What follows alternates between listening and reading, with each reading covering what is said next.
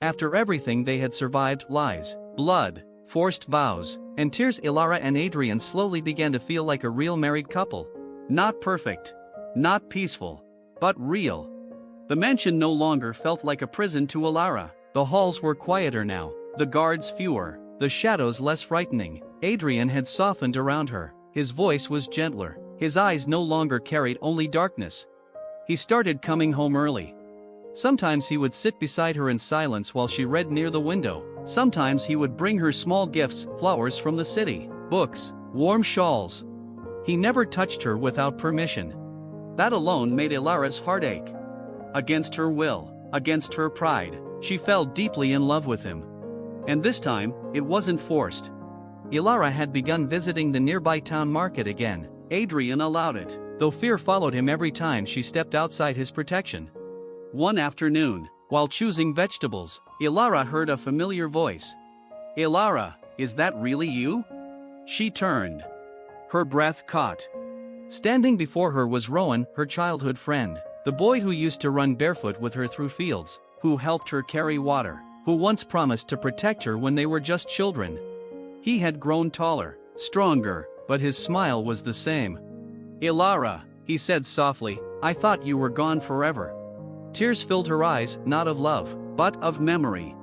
They talked for a long time, about her father, about the village, about the life she lost. She laughed. She smiled. She looked alive. Unseen from a distance, Adrian watched. Adrian stood across the street, his black car parked in shadow. His eyes were locked on Elara. On her smile. On the way she leaned closer to that man. The way she laughed so freely. Something twisted violently inside him. Who is he? Why does she look at him like that? Is that the life she wanted before me? Every insecurity he had buried rose to the surface. To Adrian, love had always been taken, never shared, and fear spoke louder than reason. "Find out who he is," Adrian ordered his men coldly. That night, silence filled the mansion again. The report came quickly. "His name is Rowan, no criminal history, from her old village." Adrian's jaw tightened. "A past friend," the man continued. "They were close." That word, close, burned. Adrian didn't hear the rest. In his mind, the story was already written. Her first love. The man she should have married. The one she smiles for. He went home with fire in his veins. It was late. Rain tapped against the windows as Elara sat on the bed, brushing her hair. She looked up when the door opened. Adrian entered like a storm. "Who is he?" he demanded. Elara stood, confused. "Who?" "The man in the market." His voice was sharp, wounded, dangerous. "Don't lie to me." Her heart sank. "He's just a childhood friend," she said honestly, "nothing more." Adrian laughed bitterly. "Do you think I'm blind?" he shouted. "You smiled at him the way you never smile at me." That hurt more than the shouting. "Elara," he continued, voice shaking, "was he your lover before me?" Her eyes widened. "No, never." But Adrian's jealousy had already consumed him. In a moment of uncontrollable emotion, he stepped closer, gripping her arms too tightly, pulling her into a desperate kiss, angry, broken, fueled by fear.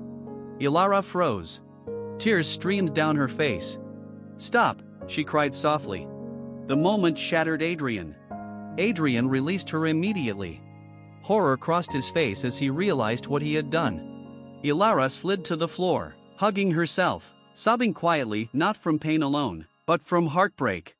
"I trusted you," she whispered. "I chose you." Adrian stepped back, his hands trembling. I didn't mean to hurt you," he said, voice breaking. But the damage was done. That night, Elara slept alone.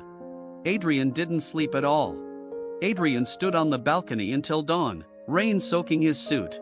He saw his father in himself. The anger, the control, the violence born from fear. "I swore I'd never be like them," he whispered to the empty night. For the first time, Adrian understood that love wasn't something he could protect with power. It was something he could destroy. The next day, Elara packed a small bag. Not to leave forever, but to breathe. Adrian found her near the door.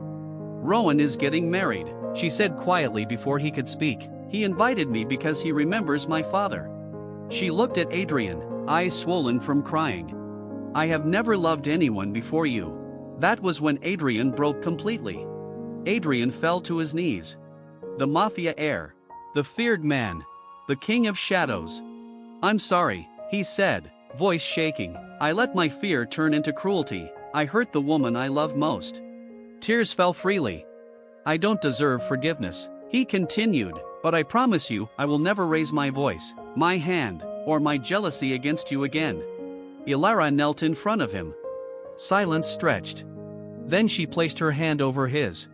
I don't need perfection, she said softly. I need safety. I need trust. Adrian nodded. You have it, always. Healing didn't happen overnight. But it began. With honesty. With patience. With apologies spoken and proven. Elara stayed. Adrian changed, not with words, but with actions. And this time, their love wasn't born from force, but from understanding. Love is not tested when everything is calm, but when fear knocks, and you choose kindness instead.